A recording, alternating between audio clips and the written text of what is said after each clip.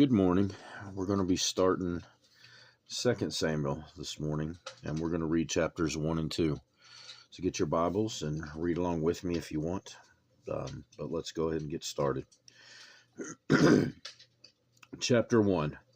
Now it came to pass after the death of Saul, when David had returned from the slaughter of the Amalekites, and David had stayed 2 days in Ziklag. On the third day, behold, it happened that a man came from Saul's camp, with his clothes torn and dust on his head. So it was, when he came to David, that he fell to the ground and prostrated himself. And David said to him, Where have you come from? So he said to him, I have escaped from the camp of Israel. Then David said to him, How did the matter go? Please tell me. And he answered, The people have fled from the battle. Many of the people are fallen and dead, and Saul and Jonathan his son are dead also.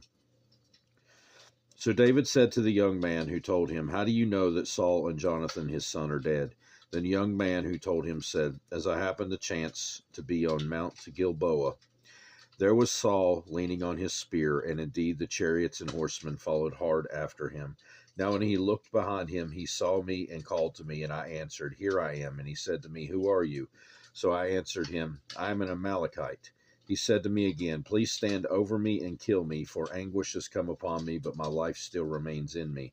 So I stood over him and killed him, because I was sure that he could not live after he had fallen. And I took the crown that was on his head and the bracelet that was on his arm, and have brought them here to my Lord. Therefore David took hold of his own clothes and tore them, and so did all the men who were with him. And they mourned and wept and fasted until evening for Saul and for Jonathan his son, for the people of the Lord, and for the house of Israel, because they had fallen by the sword. Then David said to the young man who told him, Where are you from? And he answered, I am the son of an alien, an Amalekite. So David said to him, How was it that you were not afraid to put forth your hand to destroy the Lord's anointed? Then David called one of his young men and said, Go near and execute him. And he struck him so that he died. So David said to him, Your blood is on your own head, for your own mouth has testified against you, saying, I have killed the Lord's anointed. Then David lamented with his lamentation over Saul and over Jonathan his son, and he told them to teach the children of Judah the song of the bow. Indeed, it is written in the book of Jasher. The beauty of Israel is slain on your high places. How the mighty have fallen. Tell it not in Gath. Proclaim it not in the streets of Ashkelon. Lest the daughters of the Philistines rejoice, lest the daughters of the uncircumcised triumph. O mountains of Gilboa, let there be no dew nor rain upon you, nor fields of offerings, for the shield of the mighty is cast away there, the shield of Saul not anointed with oil, from the blood of the slain, from the fat of the mighty. The bow of Jonathan did not turn back, and the sword of Saul did not return empty. Saul and Jonathan were beloved and pleasant in their lives, and in their death they were not divided. They were swifter than eagles, they were stronger than lions.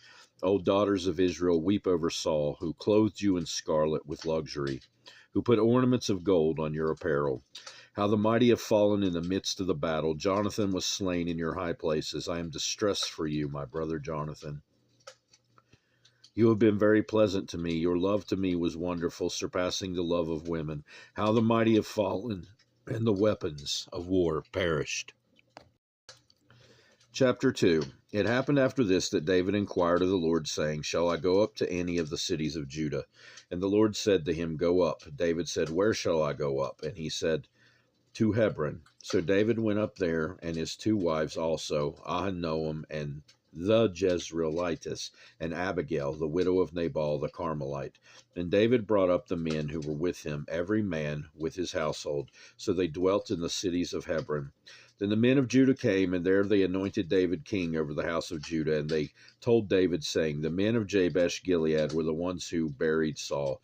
So David sent messengers to the men of Jabesh Gilead, and said to them, You are blessed of the Lord, for you have shown this kindness to your Lord, to Saul, and have buried him. And now may the Lord show kindness and truth to you. I also will repay you this kindness, because you have done this thing. Now therefore let your hands be strengthened, and be valiant, for your master Saul is dead, and also the house of Judah has anointed me king over them. But Abner the son of Ner, commander of Saul's army, took Ishbosheth the son of Saul, and brought him over to Mahanaim, And he made him king over Gilead, over the Asherites, over Jezreel, over Ephraim, over Benjamin, and over all Israel. Ishbosheth, Saul's son, was 40 years old when he began to reign over Israel, and he reigned 2 years. Only the house of Judah followed David, and the time that David was king in Hebron over the house of Judah was 7 years and 6 months. Now Abner the son of Ner, and the servant of Ishbosheth the son of Saul, went out from Mahanaim to Gibeon. And Joab the son of Zeruiah and the servants of David went out and met them by the pool of Gibeon. So they sat down, one on one side of the pool, and the other on the other side of the pool. Then Abner said to Joab, "Let the young men now arise and compete before us." And Joab said, "Let them arise." So they arose and went over by number, 12 from Benjamin, followers of Ishbosheth the son of Saul, and 12 from the servants of David, and each one grasped his opponent by the head and thrust his sword into his opponent's side. So they fell down together. Therefore that place was called the Field of Sharp Swords, which is in Gibeon. So there was a very fierce battle that day, and Abner and the men of Israel were beaten before the servants of David. Now the 3 sons of Zeruiah were there, Joab and Abishai and Asahel. And Asahel was as fleet of foot as a wild gazelle. So Asahel pursued Abner, and in going, he did not turn to the right hand or to the left from following Abner. Then Abner looked behind him and said, "Are you Asahel?" He answered, "I am." And Abner said to him, "Turn aside to your right hand or to your left, and lay hold on one of the young men, and take his armor for yourself." But Asahel would not turn aside from following him. So Abner said again to Asahel, "Turn aside from following me. Why should I strike you to the ground? How then could I face your brother Joab?" However, he refused to turn aside. Therefore Abner struck him in the stomach with the blunt end of the spear, so that the spear came out his back, and he fell down there and died on the spot. So it was that as many as came to the place where Asahel fell down and died stood still. Joab and Abishai also pursued Abner, and the sun was going down when they came to the hill of Ammah, which is before Giah, by the road of the wilderness of Gibeon. Now the children of Benjamin gathered together behind Abner, and became a unit, and took their stand on top of a hill. Then Abner called to Joab and said, "Shall the sword devour forever? Did you not know that it will be bitter in the latter end? How long will it be then until you tell people to return from pursuing their brethren?" And Joab said, "As God lives, unless you had spoken, surely then by morning all the people would have given up pursuing their brethren." So Joab blew a trumpet, and all the people stood still and did not pursue Israel any more, nor did they fight any more. Then Abner and his men went on all that night through the plain, crossed over the Jordan, and went through all Bithron, and they came to Mahanaim.